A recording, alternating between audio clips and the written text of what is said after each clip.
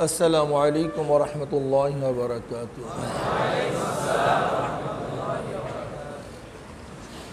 نحمد ونصلي على رسوله الكريم. أما بعد فأعوذ بالله من الشيطان الرجيم. بسم الله الرحمن الرحيم. وما خلقت الجن والإنس إلا ليعبدون. صدق الله العلي العظيم. شاهد الرسول قل اللهم صل على سيدنا ونبي اللهم صل على سيدنا ونبينا وشفيعنا وحبيبنا مولانا محمد صلى الله عليه وعلى آله وأصحابه وبارك وسلم. আল্লাহ পাকের শুকর যে মাওলাই কারীম বিভিন্ন এলাকার থেকে গুরুত্বপূর্ণ এক কর্মশালায় আপনাকে আমাকে উপস্থিত হওয়ার তৌফিক দান করছেন, এর জন্য শুকরিয়া দান সবাই বলে আলহামদুলিল্লাহ। শিক্ষা এবং দীক্ষা, তালিম তরবিয়াত, তালিম তরবিয়াত ব্যতীত মানুষ গঠিত হতে পারে না। আর মানুষ যদি গঠনই না হয় তার দ্বারা কোনো কাজও আঞ্জাম দেওয়া সম্ভব না। একটা মানুষকে গঠন করার জন্য এর জন্য প্রয়োজন তালিম তরবিয়াত, শিক্ষা দীক্ষা, থিওরিক্যাল প্র্যাকটিক্যাল। ইঞ্জিনিয়ারকে থিওরিক্যাল শিক্ষা দেওয়ার পরই তাকে ডিজাইন করার জন্য ছেড়ে দেওয়া হয় না। একজন ডাক্তারকে থিওরিক্যাল পড়াশোনার পরই অপারেশন করার এজাজত দেওয়া হয় না, যতক্ষণ পর্যন্ত হাতে নাতে তাকে প্র্যাকটিক্যাল শিক্ষা না দেওয়া হয়। এর জন্য তরবিয়াত রুবুবিয়াত থেকে, যেরকম আল্লাহ পাকের এক সিফাত রব সিফাতের তো মূল অর্থ অস্তিত্বহীন থেকে কোনো বস্তুকে অস্তিত্বে এনে তার প্রয়োজন মিটাইয়া তাকে পূর্ণতায় পৌঁছায়া দেয়। যেমন আমরা ছিলাম অস্তিত্বহীন। হাল আতা আলাল ইনসানি হিনুম মিনাদ দাহরি লাম ইয়াকুন শাইয়্যাম মাযকুরা ইন্না খালাকনাল ইনসানা মিন নুতফাতিন আমশাজিন নাবতালিহি ফাজআলনাহু সামিয়াম বাসীরা। অস্তিত্বহীন ছিলাম, আল্লাহ পাক আমাদেরকে অস্তিত্বে নিয়ে আসছেন। মার গর্ভে যে প্রয়োজন ছিল সেই প্রয়োজন আল্লাহ পাক মার গর্ভে পূরণ করেছেন। জন্ম হওয়ার পরে যে প্রয়োজন ছিল আল্লাহ পাক রব্বুল আলামিন সেই সমস্ত প্রয়োজনগুলি মিটায়া আমাদেরকে পূর্ণতা পৌঁছায়া দিচ্ছে। তারবিয়াত ঠিক তদ্রূপ গঠন করা, প্রস্তুত করা, কিভাবে একটা মানুষকে তৈয়ার করা যায়, এর জন্য তার বিয়াতের খুব প্রয়োজন আছে কি নেই? আছে। এখন বলতে পারেন যে হুজুর আমরা কিসের তরবিয়াত দেওয়ার জন্য আসছি? এ তো রাজনৈতিক তরবিয়াত। রাজনৈতিক প্রয়োজনটা কি? আমাদেরকে তো আল্লাহ পাক সৃষ্টি করেছেন ইবাদতের জন্য। ওমা খালাকতুল জিন্না ওয়াল ইনসা ইল্লা লিয়াবুদুন। মানুষ এবং জিনকে আমি সৃষ্টি করি নাই, করছে একমাত্র ইবাদতের জন্য। আসলে ইবাদত শব্দটার উপলব্ধি এবং বুঝ আমাদের অনেকের মধ্যে ক্লিয়ার না থাকার কারণে আমাদের মধ্যে সমস্যার সৃষ্টি হয়েছে। যে ইবাদত শব্দটার পূর্ণ বুঝ আমাদের মধ্যে থাকতো, তাহলে কারোর উপরে কারোর অভিযোগও থাকতো না, প্রশ্নও থাকতো না। আসলে মূল সমস্যা হচ্ছে ইবাদত শব্দটা বোঝার মধ্যে। ইবাদত আপ থেকে, আপ শব্দের অর্থ গোলাম। গোলাম সবসময় মালিকের অনুকরণ অনুসরণ, তার পাবন্দি করে, আনুগত্যতা স্বীকার করে, কিন্তু তাকে পূজা করে না। এর জন্য তার কাজকে ইবাদত বলা হয় না। কিন্তু আমরা আল্লাহ পাকের গোলাম, আমরা আল্লাহ পাকের সমস্ত আহকামগুলিকে মানি এবং তার তপস্যাও করি, তার আরাধনাও করি, তার পূজাও করি। এর জন্য আমাদের কাজগুলি কি বলা হয়? ইবাদত বলা হয়। এখন রাষ্ট্র গঠন, রাষ্ট্র পরিচালনা ইবাদত কি ইবাদত না? এই প্রশ্নটা যদি আমাদের কাছে ক্লিয়ার হয়, হুকুমত, রাজনীতি, রাষ্ট্র পরিচালনা, বিচার, ব্যবসা, বাণিজ্য, মুআমালাত, মুআশারাত, এগুলি কি ইসলামের মধ্যে আছে কি নাই? হুদুদ, কিসাস, এগুলি ইসলামের মধ্যে আছে কি নাই? যদি এইটা আমাদের মাথার মধ্যে ক্লিয়ার হয়ে যায়, তাহলে হাজারো প্রশ্নের জবাব স্পষ্ট হয়ে যাবে। পলিটিক্যাল সায়েন্সে যারা পড়াশোনা করে, আসলে এদের মূল থিম এবং থিওরি কোনো ঐশ্বিক বাণীর থেকে সৃষ্টি হয়নি, গবেষণার ভিত্তিতে। কিসের ভিত্তিতে? এর জন্য তাদের কাছে প্রথম প্রশ্ন হলো, রাষ্ট্র সৃষ্টি কিভাবে হয়েছে? এই রাষ্ট্রটা সৃষ্টি কিভাবে হয়েছে? মানুষ তো এক সময় এরকম রাজা নিযুক্ত করতে হবে, যে সিস্টেমে গোটা দুনিয়া চলতেছে, এই সিস্টেম এক সময় ছিল না, রাষ্ট্র ব্যবস্থাপনায় ছিল না। যাদের মধ্যে ঐশ্বরিক কোনো জ্ঞান নাই, তাদের কাছে এখন এই প্রশ্ন হওয়াটাই স্বাভাবিক যে রাষ্ট্রটা সৃষ্টি হয়েছে কিভাবে। যেরকম ডারউইন, সে ঐশ্বরিক জ্ঞানী ছিল না, এর জন্য তার কাছে প্রশ্ন হওয়াটাই স্বাভাবিক, মানুষ সৃষ্টি হয়েছে কিভাবে।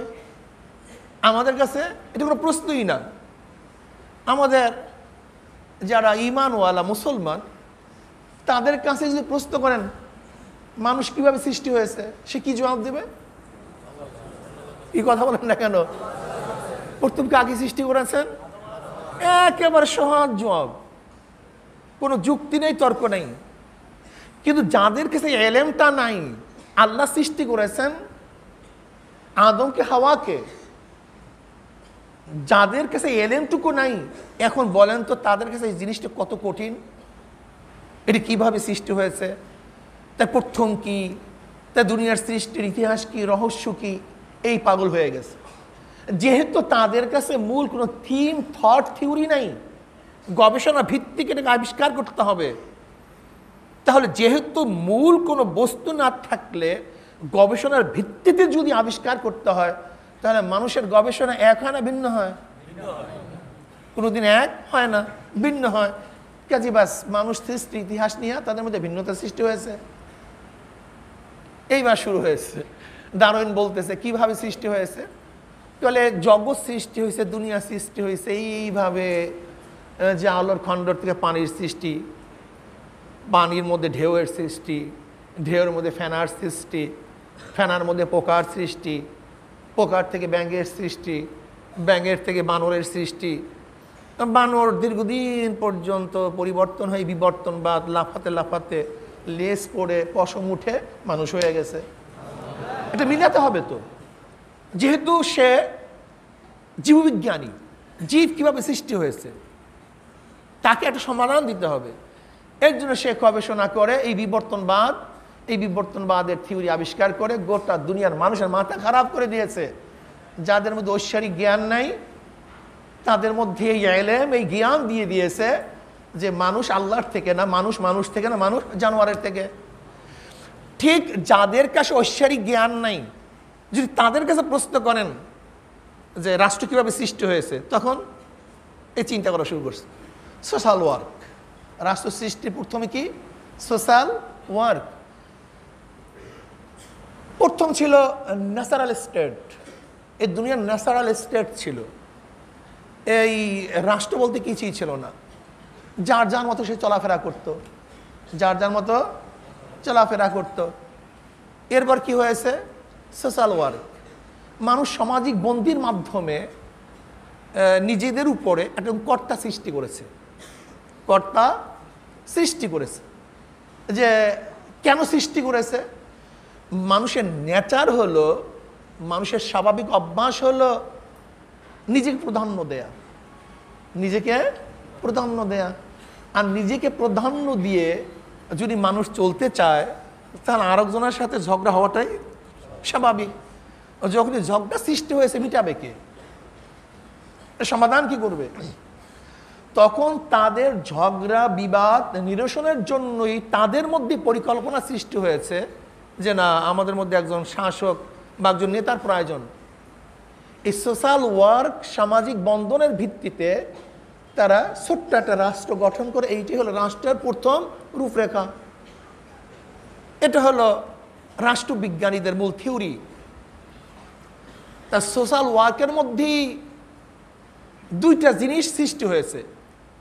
একটা হলো সোশ্যাল ওয়ার্কের মাধ্যমে যেরকম এক ব্যবস্থাপনা, যার মধ্যে এক নেতা থাকবেন, তার আনুগত্য সৃষ্টি হবে, তার কথা আমরা মানব, সে যেইভাবে আমাদেরকে নির্দেশ করবে সেই নির্দেশ অনুযায়ী আমরা চলবো। এর মধ্যে আর এক সিস্টেম চালু হয়ে গেছে, স্বেচ্ছাচারতন্ত্র। কি তন্ত্র ভাই? স্বেচ্ছাচারতন্ত্র। তাই সোশ্যাল ওয়ার্কের মাধ্যমেই দুইটা নীতি আদর্শ একই সাথে বাস্তবায়ন হয়ে গেছে। এটা হলো তাদের মূল থিম এবং থিওরি।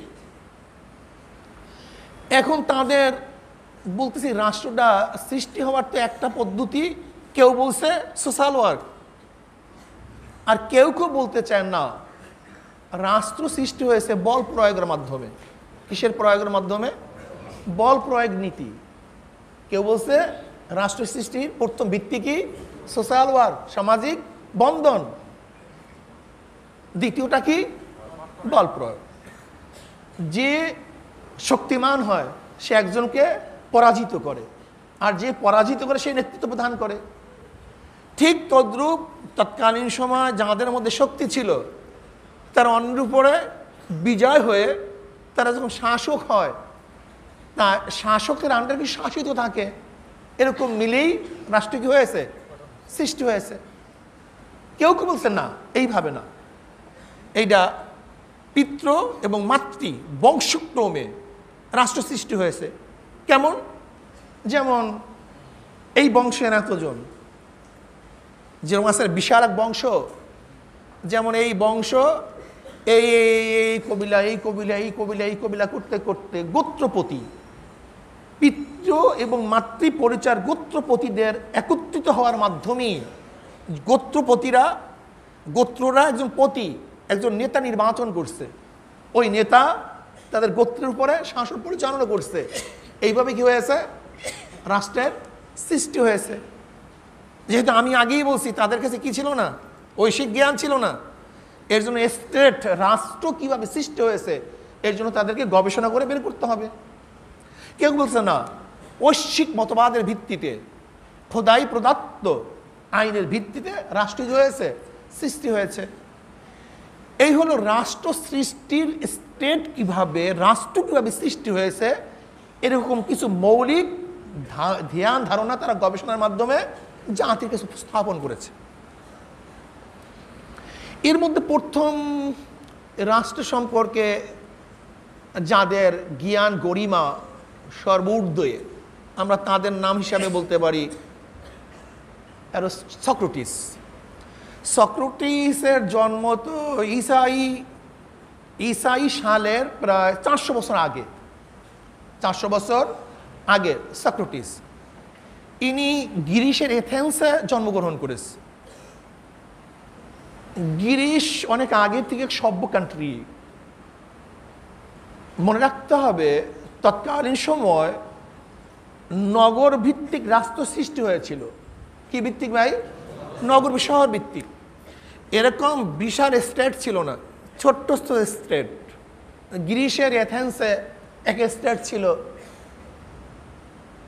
তৎকালীন সময় সেই এথেন্সের যে সরকার পরিচালনা করছে সেখানে লোক সংখ্যা ছিল মাত্র 10,000 বা তার চেয়ে কম বেশি। এইটা একটা রাষ্ট্র।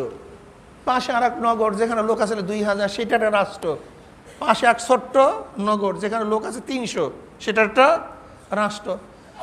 তাহলে সক্রেটিস জন্মগ্রহণ করেছে ঈসাই সালের 400 বছর আগে গ্রিসের এথেন্সে। সেই প্রথম এই রাষ্ট্র ব্যবস্থা সম্পর্কে এবং প্রচলিত ধ্যান ধারণা আদর্শের বিপরীতে কিছু বক্তব্য এবং থিওরি তিনি প্রচার করছে। যে থিম থিওরি তৎকালীন সময় বাদশাহ এবং জনগণের মতে কি ছিল? বিরোধী ছিল, খেলাফ ছিল, উল্টা ছিল। এই থিম থিওরি কে আবিষ্কার করছে? সক্রেটিস। সক্রেটিস এই কারণে তার বিরুদ্ধে রাজার কাছে নালিশ গেছে, মামলা দায়ের হয়েছে। রাজা তাকে ডাকছে, বন্দি করছে। যেহেতু সক্রেটিস নতুন এক থিম থিওরি অ্যাপ্লাই করার কারণে তার কিছু ভক্ত সৃষ্টি হয়েছে, যেহেতু যুক্তিসঙ্গত কিছু থিম থিওরি দেওয়ার কারণে তার কিছু ভক্ত সৃষ্টি হয়েছে। এখন জেলখানার যে জেলার ছিল সে তার ভক্ত ছিল। সে বলতেছে, আপনি যে নগরীর মধ্যে আছেন, দেশের মধ্যে আছেন, আপনি কি রাজা অ্যারেস্ট করেছে, কিন্তু আমরা আপনাকে এখান থেকে বের হওয়ার সুযোগ করে দিচ্ছি। আপনি ইচ্ছা করলে এখান থেকে বের হয়ে যেতে পারেন, অন্য নগরে গিয়ে বসবাস করেন। তাহলে এই রাজার হুকুমতের বাইরে যদি চলে যান, তাহলে রাজা আপনাকে কি করতে পারবে না? হত্যা করতে পারবে না, ফাঁসি দিতে পারবে না। সক্রেটিস কি বলতেছে? সক্রেটিস বলতেছেন, না, আমি একটা কমিটমেন্টের আওতায়, আমি একটা ওয়াদাবদ্ধ এই হুকুমাতের সাথে, এই ক্ষমতার সাথে, এই আইনের সাথে। কাজী সরকারের লাগামহীন ক্ষমতা আছে, যেহেতু আমি তার সাথে ওয়াদাবদ্ধ, সে ইচ্ছা করলে আমাকে ফাঁসি দিতে পারে। তার হুকুমের যেহেতু আমি গোলাম, কাজে আমি এখান থেকে পালাবো না, বের হব না। তৎকালীন সময় কাউকে যদি ফাঁসি দেওয়া হতো, তার নিয়ম ছিল তাকে বিষ পান করানো হতো। তার সক্রেটিসকে যখন বিষ দেওয়া হয়েছে, সে নিজের সন্তুষ্টি চিত্তে সেই বিষ গিলে ফেলেছেন এবং মারা গেছে। এই সক্রেটিসের একটা থিওরি ছিল বল প্রয়োগ, মানে যার বল থাকবে, শক্তি থাকবে, সে কি হবে? শাসক হবে। কাজে যেহেতু রাজার কি আছে? শক্তি আছে, লাগামহীন ক্ষমতা আছে, কাজে সে যদি আমাকে বল প্রয়োগ করে তা আপত্তির কিছু নাই, যেহেতু আমি তার সাথে ওয়াদাবদ্ধ, এক ওয়াদা আবদ্ধ, কাজে আমি এখান থেকে পলাবো না। তা সক্রেটিস কোনো বই লিখে নাই পলিটিক্সের উপরে, কোনো কি বই তিনি লিখেন নাই, কিছু বক্তব্য দিয়েছে। তার শাগরেদ প্লেটো, তার শাগরেদ প্লেটো গোটা দুনিয়ার মধ্যে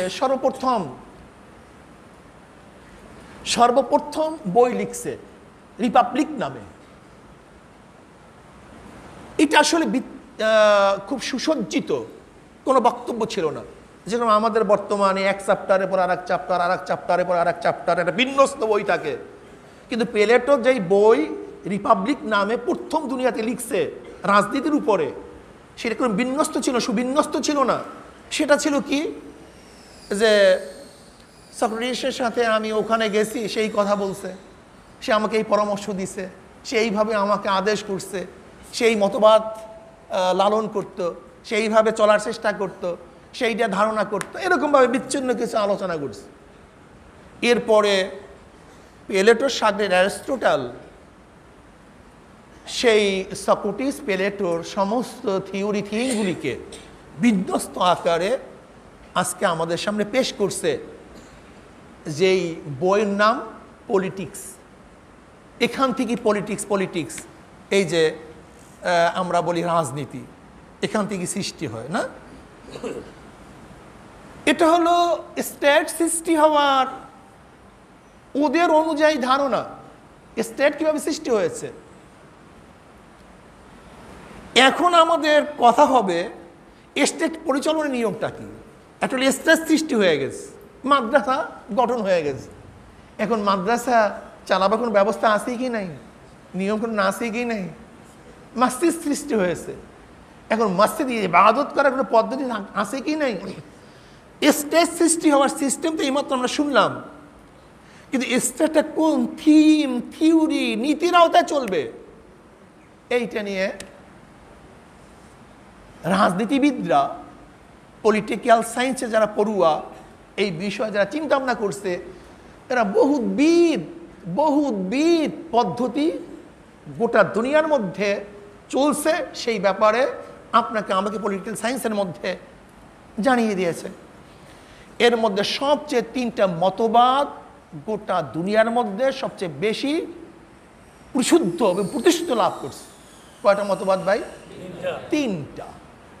এর মধ্যে এক নম্বর হলো রাজতন্ত্র, আভিজাততন্ত্র, গণতন্ত্র। একটা হলো রাষ্ট্র, একটা হলো রাষ্ট্র চালাবার পদ্ধতি। শোনেন, আমার এই কথাগুলির মাধ্যমে কিন্তু হাজারো প্রশ্নের জবাব হয়ে যাবে, হাজারো প্রশ্নের জবাব হয়ে যাবে। আমাদের মধ্যে এত প্রশ্ন কেন? এত প্রশ্ন হওয়ার কারণটা কি? দেখেন, গোটা দুনিয়া চলার সিস্টেম কতগুলি, অথচ আমরা কিন্তু সারাদিন রাজতন্ত্র রাজতন্ত্র, আভিজাততন্ত্র এগুলির কথা মনেই নেই, শুধু কি গণতন্ত্র গণতন্ত্র। আজকে আমার সাবজেক্টটা কি ছিল জানি? হ্যাঁ, কি জানি সাবজেক্টটা? ইসলামী রাজনীতির প্রয়োজনীয়তা, বৈশ্বিক বাস্তবতায় নির্বাচন এবং মাকাসিদে শরিয়ার আলোকে জিহাদ। নির্বাচন, এই নির্বাচন নিয়ে অনেকের আপত্তি আছে কি নেই? প্রচুর আপত্তি আছে। এবং জিহাদ কি জিনিস, আসলে এই ব্যাপারগুলি আলোচনা করতে গেলে তো একটা দীর্ঘ সময়ের প্রয়োজন। তবে আমি আলহামদুলিল্লাহ স্বল্প সময়ের মধ্যে আশা করি একটা মৌলিক ধারণাতে আর চেষ্টা করব, বাকি আল্লাহ পাকের ইচ্ছা। মোটামুটি যেন আল্লাহ পাক আমাকে এই বিষয়ের উপর আলোচনা করার তৌফিক দান করেন, আর বুঝাবারও তৌফিক দান করেন, বুঝারও তৌফিক দান করেন, উভয়টার প্রয়োজন। যেহেতু আমরা তো এই লাইনের পলিটিক্যাল সায়েন্সের ছাত্র না, এরপর একটা বিষয় বুঝাতে গেলে তো একটু কঠিন হওয়াটাই স্বাভাবিক। তা আমি যেটা বলতেছিলাম, গোটা দুনিয়ার মধ্যে তিন ধরনের নীতি আদর্শের ভিত্তিতে রাষ্ট্র পরিচালিত হয়ে আসছে।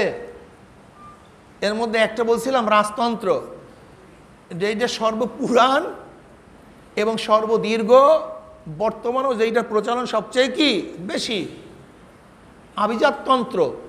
আর একটা বলছিলাম গণতন্ত্র। রাজতন্ত্রের মধ্যে বিভিন্ন পদ্ধতি প্রক্রিয়া আছে। রাজতন্ত্র বলতেই আমরা মনে করি তন্ত্র মানে আইন, রাজতন্ত্র মানে রাজার আইন, বাদশাহর আইন, সুলতানের আইন। এখন রাজাকে আপনি খলিফা বলেন, সুলতান বলেন, বাদশাহ বলেন, প্রেসিডেন্ট বলেন, সেটা ভিন্ন কথা।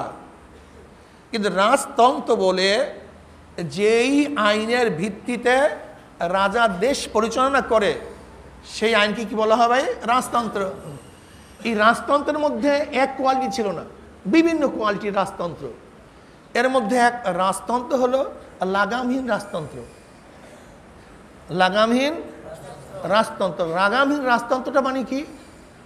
সম্পূর্ণ ক্ষমতা রাজার, সম্পূর্ণ ক্ষমতা কার? মাই ইট ইজ রাইট, বাস আমি যা বলছি এইটাই, এর বাহিরে কিচ্ছু নেই। রাজা যদি কাউকে বলতো হত্যা করে দাও, কেন হত্যা করবে? কারণটা কি? এই জবাব দেওয়ার জন্য রাজা প্রস্তুত ছিল না, বাধ্য না, এই প্রশ্ন করার ক্ষমতাও কেউ রাখে না। ওকে ছেড়ে দাও, ব্যাস। কেন ছাড়বে? খুনি, 1000 খুনের আসামি, না, এই প্রশ্ন করার ক্ষমতা কারোর ছিল না। রাজা বলছে ছাড়বা, ছেড়ে দাও। এখানে সে খুনি কে দোষী এটা দেখার বিষয় নয়। ওর জমি কবজা করে নাও, ওই মেয়েটাকে আমার কাছে নিয়ে আসো, ওকে ধর্ষণ করো, ওকে বের করে দাও, ওকে জ্বালিয়ে দাও, ওকে পুড়িয়ে দাও, যা মনে চায় সেইটাই সে করতে পারত। এই রাজতন্ত্রের নাম কি? লাগামহীন রাজতন্ত্র। যা ইচ্ছা স্বৈরতন্ত্র, যা মনে চায় তাই তুমি করো। রাজতন্ত্রের এক কোয়ালিটি। এই রাজতন্ত্রই ফেরাউনকে ফেরাউন বানায়া দিস, নমরুদকে নমরুদ বানায়া দিস, যেখানে আপত্তি করার ক্ষমতা কাউর ছিল না, যা মনে চায় তাই করত। আর এক রাজতন্ত্র হলো সংসদীয় রাজতন্ত্র। কি রাজতন্ত্র ভাই? সংসদীয় রাজতন্ত্র। সংসদীয় রাজতন্ত্রের মধ্যে অনেক অনেক ডিফারেন্স আছে, যেগুলি ব্যাখ্যা দেওয়া আমার দরকার নেই। সংসদীয় রাজতন্ত্রের মধ্যে এক হলো রাজা কোনো সংসদের আওতায় থাকবে, তার একটা পরিষদ থাকবে, রাজা কারোর সাথে পরামর্শ করবে। এর মধ্যে আবার পার্থক্য আছে। পার্থক্যটা কি? সংসদ তাকে পরামর্শ দিবে, কিন্তু সে পরামর্শ মানতে বাধ্য না, মানতেও পারে। লাগামহীন রাজতন্ত্রের মধ্যে কি ছিল ভাই? কোনো পরামর্শই ছিল না, পরিষদই ছিল না, যা মনে চায় তাই করত। আর এখানে আমি কি বললাম, একটা সংসদ পরামর্শদাতা ছিল, কিন্তু রাজা স্বাধীন, ইচ্ছা করলে মানতেও পারে, ইচ্ছা করলে নাও মানতে পারে, ইচ্ছা করলে গ্রহণ করতে পারে, ইচ্ছা করলে গ্রহণ নাও করতে পারে। এটা হলো সংসদীয় পরামর্শ ভিত্তিক রাজতন্ত্র। আর এক রাজতন্ত্র হলো যেই রাজতন্ত্রের মধ্যে সংসদ থাকবে, লেকিন সংসদের বাহিরে যাওয়ার কোনো ক্ষমতা সে রাখে না, রাজার কোনো ক্ষমতাই থাকে না। যেরকম ইংল্যান্ডের রানী রাজা, সেই দেশের প্রধান, লেকিন রানীর কোনো ক্ষমতা নেই, ভ্যালুলেস।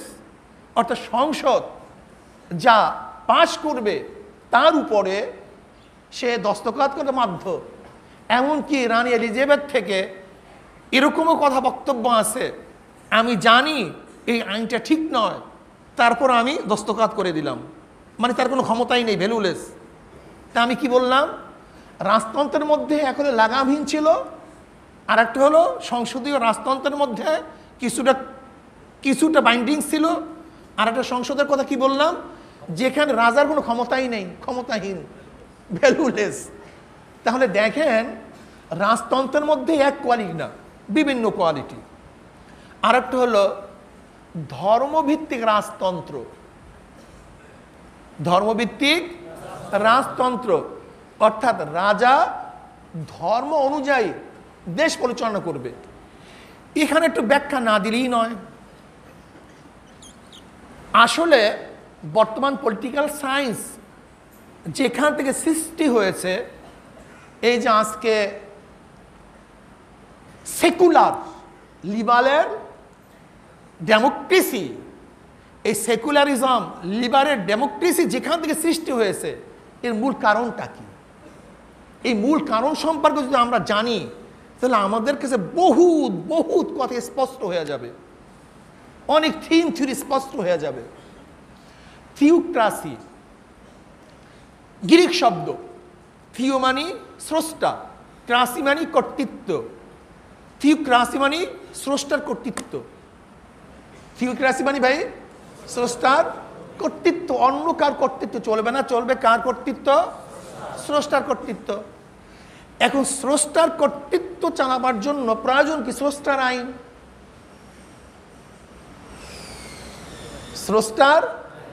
স্রষ্টার কর্তৃত্বের জন্য প্রয়োজন স্রষ্টার আইন।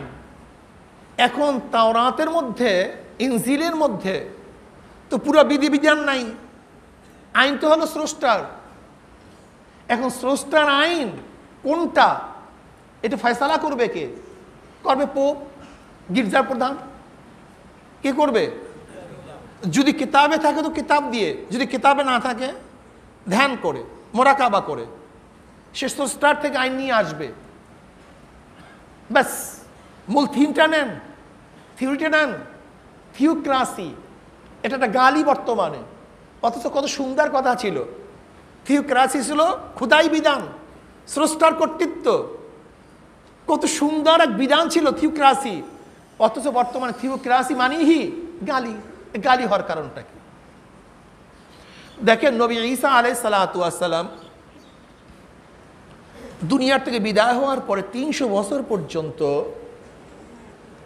খ্রিস্টানদের কোনো নেতৃত্ব ছিল না, ইহুদিদের নির্যাতনের শিকার ছিল। হিন্দু এমন কোনো শাস্তি নাই যা তারা ভোগ করে নেই।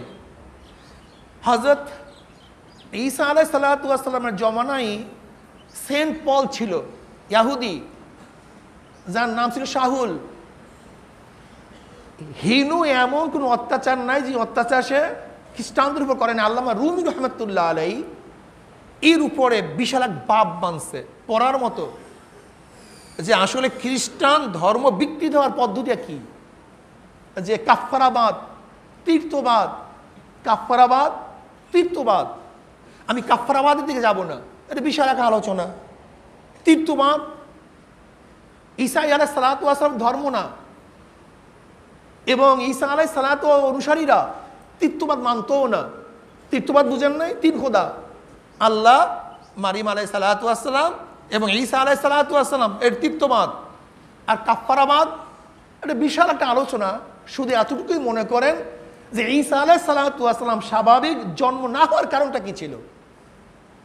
সবাই তো স্বাভাবিক জন্ম হয়েছে, যে মায়ের গর্ভের থেকে আসছি বাপের মাধ্যমে, কিন্তু নবী ঈসা আলাইহিস সালাতু বাপবিহীন জন্ম হওয়ার কি কারণ ছিল? এর মূল কারণ ছিল যে যেহেতু আদম আলাইহিস সালাতু ওয়াস সালাম গুনাহ করছে, আল্লাহ মাফ করে দেন, সেই গুনাহ বংশক্রমে সমস্ত রক্তের মধ্যে মিশে আছে। এর জন্য ঈসা আলাইহিস সালাতু ওয়াস সালাম এই সমস্ত গুনার কাফফারার জন্য এই পদ্ধতিতে আসেন নাই, তিনি আসছেন ভিন্ন পদ্ধতিতে, ঈসাইদের সমস্ত গুনাহ মাফ করার জন্য। এর জন্য ঈসাইদের কোনো গুনাহ নাই, শুধু ঈসা আলাইহিস সালাতু ওয়াস সালামকে সম্মান, ইজ্জত, তপস্যা, তার উপরে বিশ্বাস এবং কুরুশকে চুম্বন করলেই যত গুনাহ আছে সব গুনাহ মাফ হয়ে যাবে। এটা কাফফারাবাদ। এটা প্রথম এই সেন্ট পল এইটার মধ্যে ঢুকাইয়া দিস। এটা ছিল ইয়াহুদি, কিন্তু ইহুদিদের মধ্যে বিভক্তি করার জন্য এক ইয়াহুদি, এক বাদশা খ্রিস্টানের মধ্যে ঢুকাইয়া দিস। আল্লামা রুমি রহমতুল্লাহ এর ঘটনার মধ্যে আনছেন যে খ্রিস্টানদেরকে ওই বাদশা যতই অত্যাচার অবিচার করুক না কেন, কিন্তু কোনো অবস্থাতেই খ্রিস্টানদের ঈমান নষ্ট করতে পারছিল না। তখন বাদশা চিন্তা করছে, এত অত্যাচার অবিচার করি, জ্বালাইয়া দেয়, পোড়াইয়া দেয়, হত্যা করি, তারপর ঈমান ছাড়ে না। তখন তাকে বলা হয়েছিল ঈমান এমন এক সুপ্ত জায়গায় অবস্থান করে যেখানে কোনো জিনিস বুঝতে পারে না। কলবের এমন এক সুপ্ত জায়গায় ঈমান অবস্থান করে যেখানে তলোয়ার, আগুন, হত্যা, অবিচার, নির্যাতন বুঝতে পারে না। কাজে আপনি তাদেরকে যতই হত্যা অবিচার করেন না কেন, তারা কোনোদিন তাদের ধর্ম ছাড়বে না। তা কি করা যায়? আমাকে অনুমতি দেন, আমাকে অনুমতি দেন, আমি এর মধ্যে পার্থক্য সৃষ্টি করে দেই। এবার এই সেন্ট পল বলতেছে, আমি দামেস্কের পথের থেকে আসার সময় হঠাৎ আমার কাছে এক নূর ঝলকিত হয়েছে এবং আমাকে ডাক দেয়, সাউল তুমি আমাকে কষ্ট দাও কেন? তার মানে হলো, এই হলো ঈসা। যেহেতু আমি ঈসাই ধর্মের উপরে অত্যাচার বিচার করি, এর জন্য ঈসা আলাইহিস সালাতু ওয়াস সালাম রাগান্বিত, আমাকে তার ধর্মের দিকে দাওয়াত দিয়েছেন, আমি এর জন্য খ্রিস্টান ধর্ম গ্রহণ করেছি। বাস, এরপরে এ বিশাল পণ্ডিত ছিল। মনে রাখতে হবে, কোনো জিনিস ভালো পথে চালাবার জন্য পণ্ডিতের প্রয়োজন, আর কোনো জিনিস ধ্বংস করার জন্য পণ্ডিতের প্রয়োজন। সবসময় মনে রাখবেন, কোনো জিনিস তার মানজিল মাকসাদে পৌঁছাবার জন্য জ্ঞানীর প্রয়োজন, আর কোনো জিনিসকে ধ্বংস করার জন্য জ্ঞানের প্রয়োজন। এই সেন্ট পলের মতো জ্ঞানী ব্যতীত খ্রিস্টানকে ধ্বংস করা যায় না। ঠিক লামাজিবদের মধ্যেও, এই লামাজহাবিদের মধ্যেও কিছু জ্ঞানী আছে, এই জ্ঞানী থাকার কারণেই ধর্মকে ধ্বংস করতেছে। এই কথা আজকে বলবো না, তাহলে অন্যদিকে চলে যাবে, শুধু একটু ইঙ্গিত দিয়ে রাখলাম। যেরকম এই সেন্ট পল ঢোকার মধ্যে ইহুদিদের মধ্যে 12টা গোষ্ঠী হয়েছে, ইখতিলাফ সৃষ্টি করেছে, ঠিক আজকেও লামাজহাবিরা আমাদের মধ্যে শুধু শুধু ইখতিলাফ। দেখেন না কয়েকদিন আগে মসজিদে আজান নিয়ে ইখতিলাফ করে মানুষ নিহত হয়েছে, এর পিছনে কারা?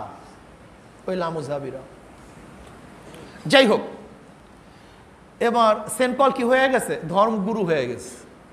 এ তৃতীয়বাদের আবিষ্কার করছে, এ কাফফারাবাদের আবিষ্কার করছে। এখন খ্রিস্টান ধর্ম সেই আগের মতো নাই। এর মধ্যে রোমের কনস্টেবল, সে একে বড় কনস্টেবল বলা হয় এবং প্রথম কনস্টেবল বলা হয়। যে রোমের কি ছিল? রাজা ছিল, বাদশা ছিল। সে কি হয়ে গেছে? খ্রিস্টান ধর্ম গ্রহণ করেছে। খ্রিস্টান ধর্ম গ্রহণ করার পরে এখন রাষ্ট্রের উপর থিওক্রাসি। কোন থিওক্রাসি? খ্রিস্টান থিওক্রাসি। মানে খ্রিস্টান অনুযায়ী দেশ পরিচালিত হবে। আর খ্রিস্টানদের কিতাব কি ছিল? ইনজিল। আর ইনজিলের মধ্যে হুদুদ, কিসাস, রাষ্ট্র পরিচালনার ব্যাপক কোনো অধ্যায় ছিল না। ইনজিল একটা পরিশিষ্ট ছিল তাওরাতের, তার মধ্যে ছিল মানুষের শিষ্টাচার এবং মানুষ কিভাবে নরম হতে পারে। এমনকি খ্রিস্টানদের মধ্যে ইনজিলের মধ্যে এমনও কথা আছে, যদি কেউ থাপ্পড় দিয়ে বসে তাহলে তুমি আর এক গাল পেতে দাও যেন আর একটা থাপ্পড় দিয়ে সে আনন্দ উপলব্ধি করতে পারে। বিচার করতে যাও না, তোমাকে কেউ গালি দেয়, ভালো কথা বলে তার থেকে বিদায় হয়ে যাও। এটা ইনজিলের থিওরি। সেখানে কেসাস বলতে কিছু ছিল না। তার রাষ্ট্র পরিচালনার জন্য হদুদের প্রয়োজন আছে কি নেই? কেসাসের প্রয়োজন আছে কি নাই? ইনজিলের মধ্যে অনুপস্থিত। অথচ দেশ চলবে খোদাই বিধান অনুযায়ী। এখন খোদাই বিধান কে সৃষ্টি করবে? পোপ, যে হলো গির্জার প্রধান। এখন গির্জার প্রধানও এক বাদশা, যেহেতু সে আইন প্রণয়ন করে, আইন সাপ্লাই দেয়, আর আইন প্রয়োগ করে কে? রাষ্ট্রের যে প্রধান সে। এখন যখনই গির্জার প্রধান খোদাই বিধান অনুযায়ী আইন প্রণয়ন করতে পারে না, আইন চাওয়া হয়, তখন সে কি করে? মোরাকাবা করে। মোরাকাবা কোথায় করে? নিয়ম হলো যে এক খোলা ময়দানে গিয়ে তারা মোরাকাবা করতো তাবুত টানিয়ে। এবং সাধারণত এই তাদের তপস্যা করার সময়টা নির্ধারণ করা হতো যখন ওটা আকাশে মেঘ। যদি আকাশে মেঘের সময় বিজলি চমকায়া যাইত তাহলে তখন কথাই নাই। তারা মনে করতো আল্লাহর নূর ওহি চলে আসছে, ইলহাম চলে আসছে, কাজী এইটা হলো খোদাই বিধান। অথচ খোদাই বিধান না, নিজের বিধানকে যখন খোদাই বিধান হিসেবে চালিয়ে দেওয়া হয় তখন সংঘর্ষ হবে কি হবে না? এখন রাষ্ট্রের সাথে গির্জার কি হয়ে গেছে? বিভেদ সৃষ্টি হয়ে গেছে। রাষ্ট্র বলে এক, গির্জা বলে আর এক, গির্জা বলে এক, রাষ্ট্র বলে আর এক। এখন একই জঙ্গলের মধ্যে দুই সিংহ বসবাস করবে কিভাবে? একই পাড়ার মধ্যে দুইটা বাঘ থাকবে কিভাবে? একই কান্ট্রির মধ্যে দুই বাদশা কিভাবে নেতৃত্ব প্রদান করবে? সারাদিন সংঘর্ষ লেগে থাকে। এখন গির্জার মোকাবেলাও কেউ করতে পারে না, গির্জার বিরুদ্ধে কেউ কথাও বলতে পারে না। যদি গির্জার বিরুদ্ধে কেউ কথা বলে তার উপরে এমন কোনো অত্যাচার নাই, অবিচার নাই যা করা হয় না, এমনকি জ্বালিয়ে দেওয়া হইতো। এই মানুষের গির্জার উপরে আস্তে আস্তে ঘৃণা সৃষ্টি হতে শুরু করছে, ঘৃণা সৃষ্টি হতে শুরু করছে। এমন গির্জার কোনো লোক ব্যতীত সাধারণ মানুষের তাওরাত পড়ার কোনো অনুমতি ছিল না, ইনজিল পড়ার কোনো অনুমতি ছিল না, ব্যাখ্যা করার কোনো অনুমতি ছিল না, তর্জমা করার কোনো অনুমতি ছিল না। যেহেতু সাধারণ মানুষ এ সম্পর্কে কিছুই জানতো না, পোপের কাছে দায়িত্ব। এখন পোপ যা বলবে সেইটাই কি আইন। এখন অবস্থাটা কি সৃষ্টি হয়েছে বলেন তো? এখন চিন্তা করতে খোদাই বিধান এত জালেম, খোদাই বিধান এত খারাপ, খোদাই বিধান মানুষকে এত অত্যাচার করে, খোদাই বিধান এত দুর্বল। এই আস্তে আস্তে আস্তে আস্তে আস্তে আস্তে আস্তে যারাই গির্জার বিরুদ্ধে কথা বলতো তারা হলটিক বলে তাদেরকে ফাঁসি দিত, হত্যা করতো, চামড়া উঠে ফেলাইতো, এমনকি ক্ষুধার্ত অবস্থায় তাদেরকে মারা হতো, রৌদ্রের মধ্যে বেঁধে রাখা হইতো, রৌদ্রের তাপে না খেয়ে এইভাবে মারা যেত। এত অত্যাচার বিচার করতো। আচ্ছা বলেন তো, খোদাই বিধান যদি মানুষের উপরে এত অত্যাচার অবিচার করে তখন খোদাই বিধানের উপরে মানুষের আস্থা হয় নাকি ঘৃণা সৃষ্টি হয়? এই যে থিওক্রাসির বিরুদ্ধে যে ঘৃণা সৃষ্টি হয়েছে, এটা ইসলাম মুসলমানের থিওক্রাসির উপরে নয়, কোরআন ও হাদিসের থিওক্রাসির উপরে নয়, এটা সৃষ্টি হয়েছিল এই পোপদের বানানো থিওক্রাসির উপরে। এখন কি করতে হবে? এখন গবেষকরা চিন্তা করতেছে যে এখন আমরা কি করা চাই। এর মধ্যেই 1500 শতাব্দী পর্যন্ত তো ওই ধারণায় চলতে ছিল রাষ্ট্র কিভাবে গঠন হয়েছে, যে সোশ্যাল ওয়ার্ক এবং স্বেচ্ছাচারতন্ত্র একই থিমের মধ্যে দুইটা থিম। এর মধ্যে ফ্রান্সের মধ্যে জন্ম হয়েছে টমাস হোবাস, লক এবং রুশো। টমাস হোবাস এবং লক তাদের একই থিওরি ছিল। থিওরিটা কি? সোশ্যাল ওয়ার্কের মধ্যে রাষ্ট্র গঠন হয়েছে। কিন্তু রুশো বলতেছেন না, এটা হয় না, এটা না। রাষ্ট্র সৃষ্টি হয়েছে কিভাবে? রাষ্ট্র সৃষ্টি হয়েছে জনগণের ঐক্যমতার ভিত্তিতে। জনগণের ঐক্যমতের ভিত্তিতে জনগণ কোনো ব্যক্তিকে রাজা সৃষ্টি করেছে, এর জন্য রাষ্ট্র সৃষ্টি হয়েছে। এই প্রথম পাবলিকের নেতৃত্ব কর্তৃত্ব এখান থেকে জন্মগ্রহণ করে। এখান থেকে নত সক্রেটিসও কিন্তু বল প্রয়োগ তন্ত্রের প্রবক্তা এবং স্বীকৃতদাতা। এই বল প্রয়োগ তন্ত্রের কারণেই কিন্তু সে নিজে বিশ্বাস করছিল, কিন্তু রুশো এসে কি বলতেছে, না এটা ঠিক না। রাষ্ট্র সৃষ্টি হয়েছে কিসের মাধ্যমে? জনগণের ঐক্যমতের ভিত্তিতে জনগণের রাষ্ট্র সৃষ্টি করেছে। এইটা যখন চলতেছিল, এর মধ্যে ফ্রান্সে আরো জন্মগ্রহণ করেছে 1700 শতাব্দীর শেষের দিকে জন্মগ্রহণ করেছে ভোল্টার্স। এই ভোল্টার্স যে লিবারেল গণতন্ত্র এবং মূল বর্তমান গোটা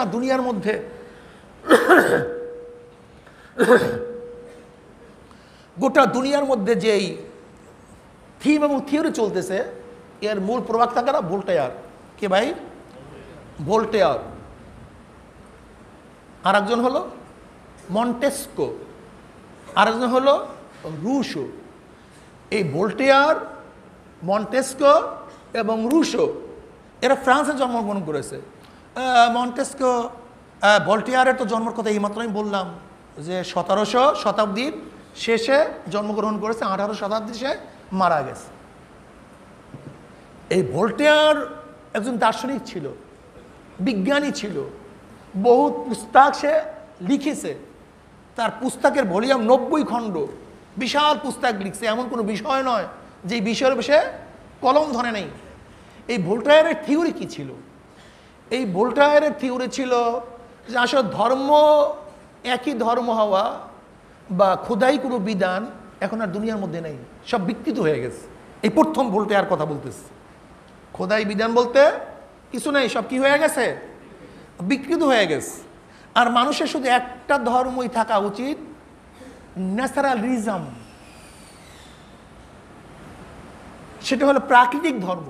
মানুষের ধর্ম কয়টা থাকা উচিত? সেটা কি? প্রাকৃতিক ধর্ম, এছাড়া অন্য কোনো ধর্ম থাকা উচিত না। তা যেহেতু মানুষ একই ধর্মের অনুসরণ করা উচিত, সেটা কি? প্রাকৃতিক ধর্ম, খোদাই কোনো বিধান না। তাহলে কি হবে? তাহলে এখান থেকে মূল বের হয়ে আসে যে মানুষ ধর্ম পালন করবে কি করবে না, এই বাধ্যবাধকতা কেউ করতে পারবে না। এবং মানুষ স্রষ্টাকে মানবে কি মানবে না, এরকম বক্তব্য কেউ কার উপরে আরোপিত করতে পারবে না। মানুষ ইচ্ছা করলে স্রষ্টাকে মানতেও পারে, নাও মানতে পারে। ধারণা করা হয় এই স্রষ্টার উপরে প্রথম সন্দেহ এই ভোল্টেয়ারের সৃষ্টি করেছে। এবং ভোল্টেয়ারের থিম কি ছিল? ভোল্টেয়ারের থিম ছিল যে ধর্ম তো পালন করে মানুষ আত্মিক তৃপ্তির জন্য। কিসের জন্য? আত্মিক তৃপ্তির জন্য। তা আত্মিক তৃপ্তি মানুষ যার মধ্যে পাবে সেইটাই ওদের ধর্ম। যদি কেউ খ্রিস্টানের মধ্যে পায়, সে খ্রিস্টান ধর্ম গ্রহণ করবে। কেউ ইহুদির মধ্যে পেলে ইহুদির উপর গ্রহণ করবে। কেউ পূজার মধ্যে পেলে পূজা গ্রহণ করবে।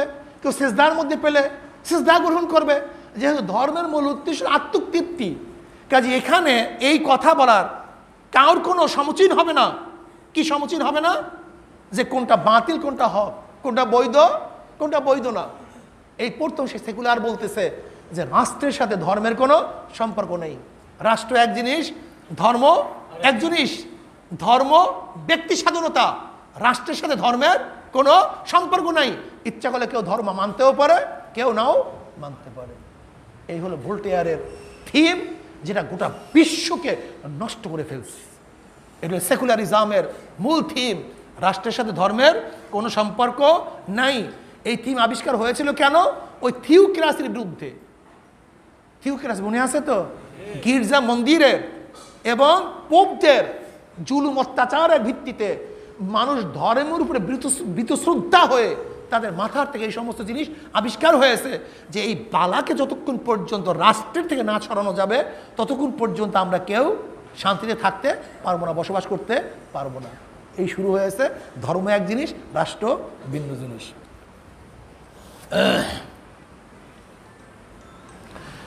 মন্টেস্কিউর থিওরি কি ছিল? সেপারেশন পাওয়ার, সেপারেশন পাওয়ার, ক্ষমতার বিভক্তি। ক্ষমতা এককেন্দ্রিক থাকলে ঝামেলা, ক্ষমতা এককেন্দ্রিক থাকলেই, মন্টেস্কিউ বলতেছে ঘটনা কি, জুলুম হয় কেন, অত্যাচার হয় কেন, মানুষ সুখে শান্তি থাকতে পারতে চায় কেন? এককেন্দ্রিক ক্ষমতা থাকার কারণে। যে রাজা, সেই হাকেম, সেই আইন প্রণয়নকারী, রাজাই আইন প্রণয়ন করে, রাজা আইন বাস্তবায়ন করে, রাজা আইন প্রয়োগ করে। একই ক্ষমতা একজনের কাছে না, এই ক্ষমতাকে বন্টন করতে হবে। ক্ষমতাকে যদি ভাগ করে দেই তাহলে কেউ স্বৈরাচার হবে না, স্বৈরাচার হবে না। এই মন্টেস্কিউ প্রথম দুনিয়ার মধ্যে, ইসলাম পরে বলবো, ইসলামের কথা পরে বলবো, আমি আগেই বলছি, আমি এখন যে আলোচনা করতেছি এইটা ওদের ধারণা অনুযায়ী, যাদের সাথে খোদাই বিধানের কোনো কি ছিল না, সম্পর্ক ছিল না। সেপারেশন পাওয়ারকে তারা এখন কি করবে? পাওয়ারকে, ক্ষমতাকে ভাগ করবে।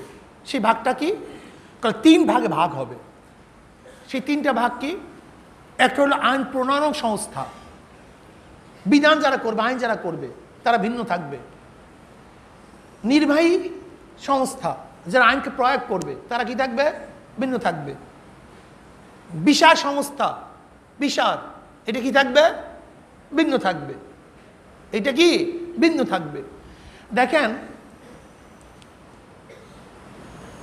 আমরা একটু আগে বলেছি যে ভোল্টেয়ার তো অনেক বই লিখছে, কিন্তু মন্টেস্কিউ ছোট্ট একটা বই লিখছে, ছোট্ট একটা বই, স্পিরিট অফ ল। এটা মাত্র 400 পৃষ্ঠার। বইটার নাম কি? স্পিরিট অফ ল, আইনের প্রাণ। যদিও বইটা 400 পৃষ্ঠা, মন্টেস্কিউর বইয়ের নাম স্পিরিট অফ ল, আইনের প্রাণ। এই বই লেখে সে বলতেছে যে আমি এই বই লেখার পরে এত হয়রান হয়ে গেছি, পরেশান হয়ে গেছি, এখন আমার বাকি জিন্দিগি আমাকে বিশ্রাম করতে হবে, বাকি জিন্দিগি অন্য কোনো কাজ করার আর আমার সুযোগ নেই। এই প্রথম সে ক্ষমতাকে বিকেন্দ্রীকরণ করছে। সে বলছে আইন প্রণয়ন বিভাগ ভিন্ন, আইন বাস্তবায়ন বিভাগ ভিন্ন, আইন প্রয়োগ বিভাগ ভিন্ন। ব্যাস। এবার আসে রুশো। রুশোর থিওরি কি ছিল? আমি আগেই বলছি, রুশো আগেই বলেছিল রাষ্ট্র গঠন হওয়ার পদ্ধতি কি। এখন সে এখানে আরেকটা জিনিস যোগ করে দিয়েছে, সেইটা কি? ব্যক্তি স্বাধীনতা, ব্যক্তি স্বাধীনতা এবং জনগণের প্রশাসন। ব্যক্তি স্বাধীনতা, জনগণের প্রশাসন। ব্যক্তি স্বাধীন, কোনো আইনের অধীনে নয়। ব্যক্তির মনে যা চায় সে তা করতে পারবে। যদি মনে করছে উলঙ্গ হয়ে হাঁটবো, হ্যাঁ হাঁটুক, সমস্যা কি? হাঁটতেই পারে, এটা ব্যক্তি স্বাধীন। ব্যক্তি যদি মনে করে আমি এখন এখান থেকে ফাঁড়িয়া চিরিয়া জামা পরিয়া হাঁটবো, হাঁটু, সমস্যা কি? আর তোমার স্বাধীনতা আছে। ব্যক্তি যদি মনে করে আমি ওপেনে এখন এই কাজ করব, করতে পারো, ব্যক্তি স্বাধীনতা আছে। এই ব্যক্তি স্বাধীনতা দিতে গিয়ে এখন ইউরোপের অবস্থা তো আপনারা দেখতেছেন, ব্যক্তি স্বাধীনতা কোন পর্যায়ে গিয়ে পুষছে। মনে যা চায় সেইতে করতে পারে। তাহলে দেখা গেল এই সমস্ত মনীষীদের এবং বিজ্ঞানীদের থিম অনুযায়ী বর্তমানে গোটা দুনিয়া চলতেছে। তাহলে আমি আগেই বলছিলাম যে সিস্টেম হলো রাজতন্ত্র, আভিজাততন্ত্র এবং গণতন্ত্র। আভিজাততন্ত্রের মধ্যে আমরা বহুত পার্থক্য করতে পারি। শিক্ষাভিত্তিক আভিজাততন্ত্র, বংশীয় আভিজাততন্ত্র, ব্যক্তি আভিজাততন্ত্র। শিক্ষাগত, সে ব্যক্তি অনেক শিক্ষিত, ভালো, জানুয়া, তাকে দেশের প্রধান বানিয়ে দাও।